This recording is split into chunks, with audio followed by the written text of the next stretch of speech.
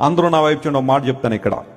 నువ్వు ఎన్ని మాటలన్నా ఎదుటివాడు నిన్ను క్షమిస్తున్నాడు అంటే, జాగ్రత్త గమనించండి, నువ్వు ఎన్ని మాటలన్నా ఎదుటివాడు నిన్ను క్షమిస్తున్నాడు అంటే నువ్వు చాలా ప్రమాదకరమైన స్థితిలో ఉన్నావని గుర్తించాలి. ఎందుకోసం తెలుసా?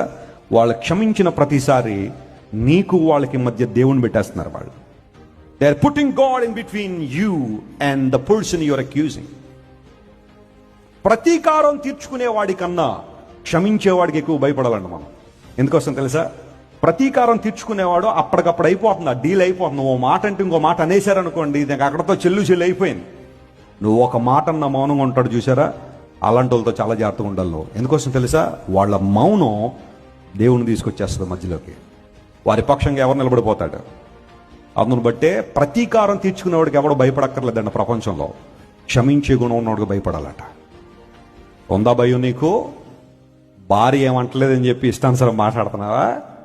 భర్త ఏమంటలేదు అని చెప్పి ఇష్టానుసారం మాట్లాడ. వారు అనలేక కాదు, వారు దేవుని మధ్యలో పెట్టాలనుకున్నారు కాబట్టి మౌనంగా ఉన్నారు.